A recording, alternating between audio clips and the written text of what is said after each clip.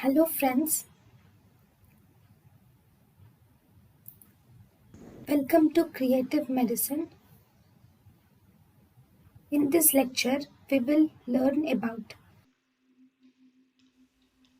Malnutrition. Malnutrition can be of two types. Malnutrition can be overnutrition, where there is excess of calories, or undernutrition, where there is reduced calories and proteins. Undernutrition can be of two types. There can be acute undernutrition or chronic undernutrition. In acute undernutrition, the best marker is weight for height, and in chronic undernutrition is seen after 6 months of age, and here the marker for chronic undernutrition is height for age. The best marker for both acute and chronic undernutrition is weight for age.